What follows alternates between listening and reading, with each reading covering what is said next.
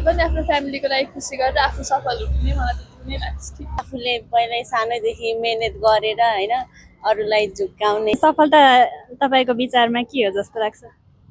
सफलता सफलता के हो भन्दा पनि अब आफ्नो भन्दा पनि आफ्नो फ्यामिलीको लागि खुसी गरेर आफू सफल हुनु नै मलाई त्यति नै लाग्छ। ठिक लाग्छ।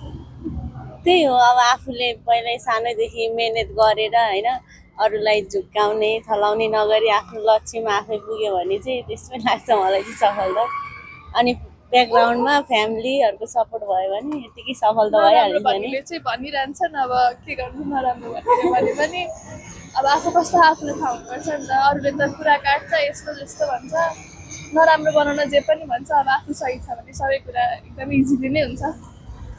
सबभन्दा मेन भनेको चाहिँ कसैलाई विश्वास नगर्नु। अहिलेको जेनेरेसनलाई हैन तपाईँ हामी जस्तैलाई केही सल्लाह दिनु पर्यो भने के दिनुहुन्छ? अहिलेको जेनेरेसनमा सबभन्दा मेन भनेको चाहिँ कसैलाई विश्वास नगर्नु।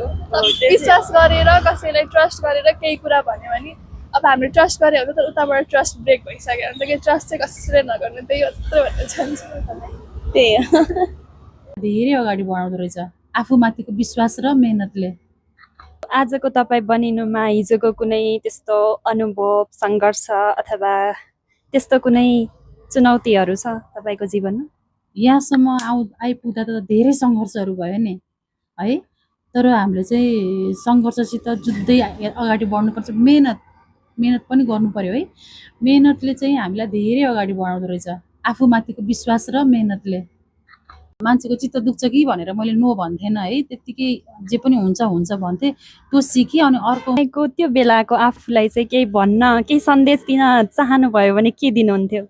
त्यो बेलाको मलाई चाहिँ म चाहिँ अलिकति नडराउने भएको भए होइन। त्यतिखेर मलाई डर लाग्थ्यो, अलि मान्छेहरूसित नो भन्न जान्दैन मैले होइन। त्यसले गर्दा मलाई धेरै दुःख भयो। अहिले चाहिँ म स्ट्रङ भइसकेँ। फेरि धेरै कुराहरू चाहिँ मान्छेको चित्त दुख्छ कि भनेर मैले नो भन्थेन है, त्यत्तिकै जे पनि हुन्छ हुन्छ भन्थेँ। त्यो सिकेँ। अनि अर्को फेरि आफूमाथिको विश्वास।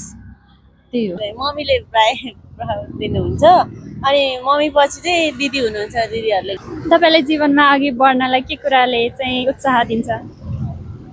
अब त्यही हो बाबा मम्मीले प्राय दिनुहुन्छ अनि मम्मी पछि चाहिँ दिदी हुनुहुन्छ। दिदीहरूले दिनुहुन्छ हामीलाई अगाडि बढ्न। त्यही भएर तपाईँलाई के कुराले कन्फिडेन्ट बनाउँछ?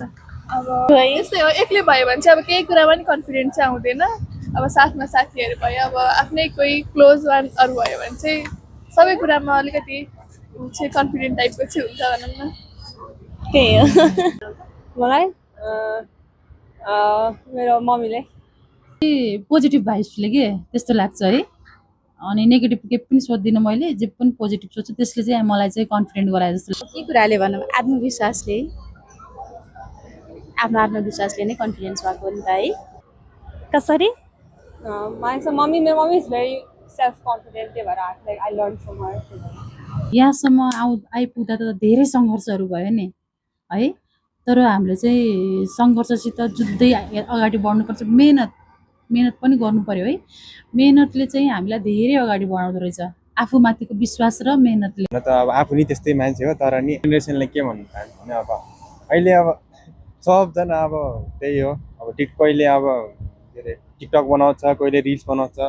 अब त्यति धेरै अब त्यसमा पुरै एडिक्ट चाहिँ नहुनु होइन। अब हुन त अब आफू नि त्यस्तै मान्छे हो, तर नि बिस्तारै बिस्तारै यस्तो कुराहरू छोडिँदैछ अनि करियरतिर फोकस गर्नुपर्छ सबले।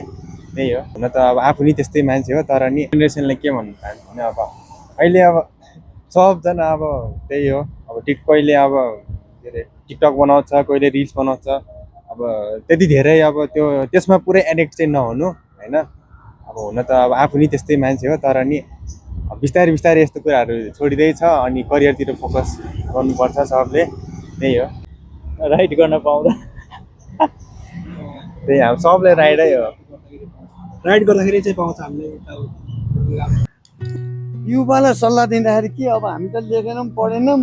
अहिलेको लेखे पढा युवाहरूले अलि यी नेताहरूमाथि सोच्नु पर्यो। नेपालमा नेतै छैन, सबै आफै खाने आफै मौज गर्ने मात्रै छन्। यो भन्यो त्यो भन्यो, यो अब अहिले युवा सरकार आयो भनेको झन् न भत्ता बढायो न मोगी मात्रै बढाएछ। युवाले अहिले यही सोच्नु पर्ने छ। धेरै धेरै धन्यवाद। Thank you. के सिक्ने नानी अब खाना सिकेँ भन्न सिकेँ यस्तै गरेर सिकेँ अब केही सिकेँ एक्सक्युज मी, म चाहिँ यसरी पब्लिकमा भिडियो बनाउँदै हिँड्छु होइन, पब्लिक इन्टरभ्यू।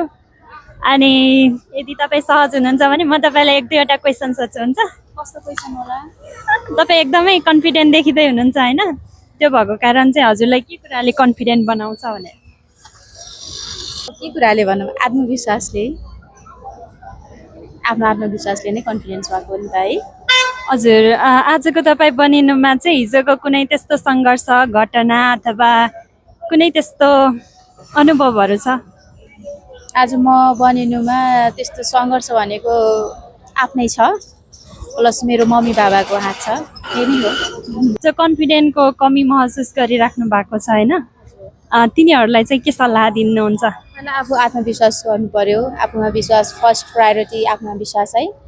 अनि अर्को चाहिँ अब कन्फिडेन्स भन्नाले अब कसरी भनौँ, हाउ टु डिस्क्राइब है। सुरुवात नै आफूबाट नै गर्नुपर्छ। पहिलो चाहिँ आफ्नोमा आत्मविश्वास हुनु पर्यो, कन्फिडेन्स त पछि आइहाल्छ नि आफै है। हजुर, हजुरको नाम? रुबी चौधरी।